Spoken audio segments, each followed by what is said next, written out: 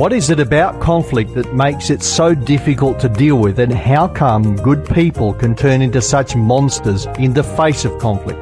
The most common way of dealing with conflict is to avoid it. Some people walk away, others get really upset, wind themselves up and attack, and others just get sick or go on stress leave. In fact, it's amazing what people will do in order to avoid conflict and the emotional stress that comes with it. There is a very clever saying that goes like this: denial is not a river in Egypt. Denial is, however, one of the most common problems when it comes to resolving conflict. When confronted with a tense or difficult conflict, too many people smooth it over, bury their head in the sand, and the conflict goes on for another 1, 2, or 3 weeks, months, or even years in some cases. I want to introduce you to a definition of conflict and then give you a pathway for the resolution of conflict. Before I do, I want to say this. For some people, even the word conflict means warfare, dead bodies and blood on the streets, and it's very common for women and men to see anything less than that as not being in conflict at all. So this is a definition that starts at a very low level, because most conflict starts out as very small upsets and builds and grows into a full-scale battle. So here's the definition.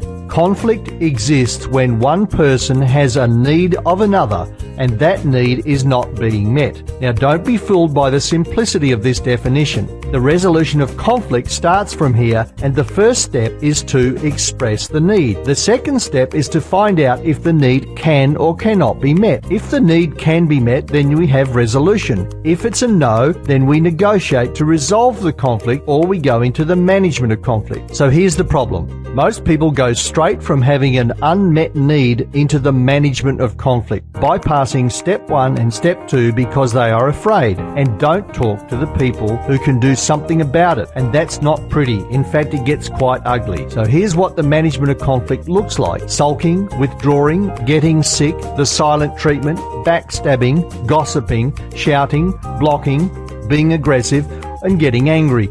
So the resolution of conflict starts with expressing your unmet need and then finding out if your unmet need can or cannot be met. If your conflict has escalated to the stage where it's too tough or sensitive or difficult to handle, then you really need to think seriously about involving a neutral third party to help you mediate the dispute, and we can help you out with that.